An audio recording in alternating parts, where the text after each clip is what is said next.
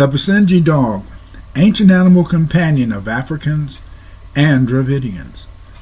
What animal was the best friend of ancient Africans and Dravidians? The ancient dog of the Dravidians and Africans was the Basenji dog. The Dravidic languages are genetically related to the Niger-Congo group of languages, and a study of these languages shows that they had the same or similar word for dog.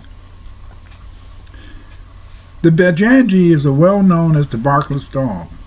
The Basenji dog has a short coat, small, muscular body, alert demeanor, erect ears, and tall, curled tightly over one hip.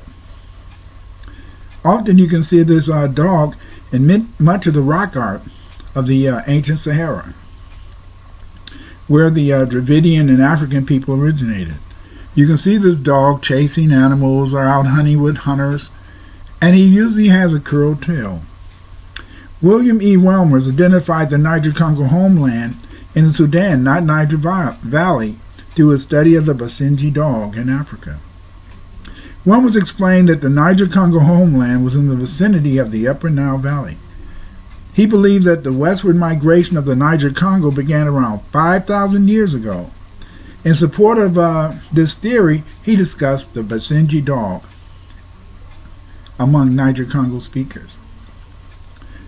This is a unique barkless Basenji dog which lives throughout Africa, especially in the Congo, West Africa, the Sudan, and Uganda today, but were formerly recorded on Egyptian monuments and in the ancient rock art of the Sahara.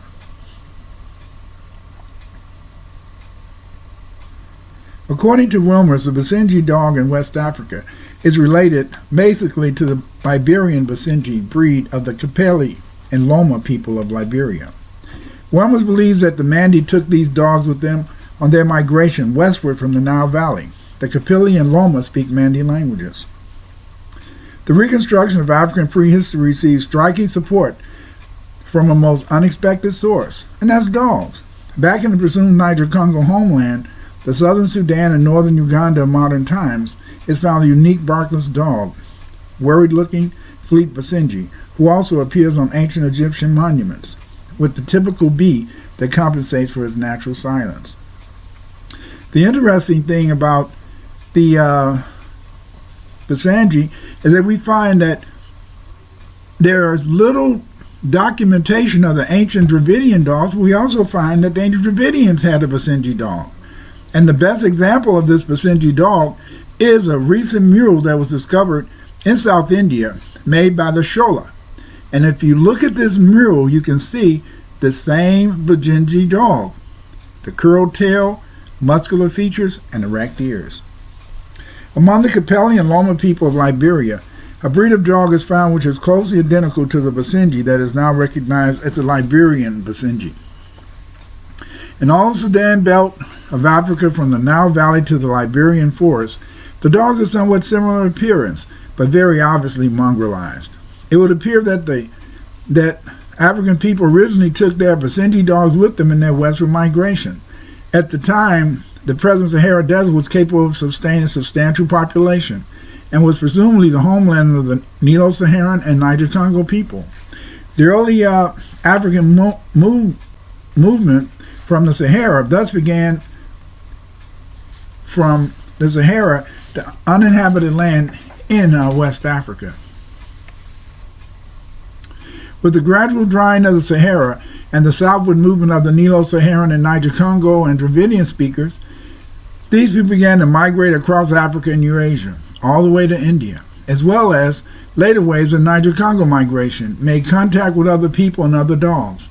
The present and identical canine population from Africa to India, the Basenji that is, shows that these identical dogs from the Sahara, the Basenji dogs, support the expansion of Dravido-African people taking their Basenji dogs from Middle Africa to other parts of the world.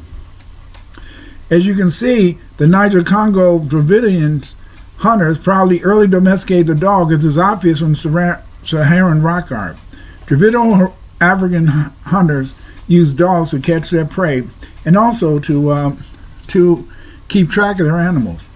We can see the unity between the these dogs just by looking at the various African and Dravidian terms for dog. For example, in Egyptian, the term for dog is uher. In Azir, wule. In Bozo, kangoro.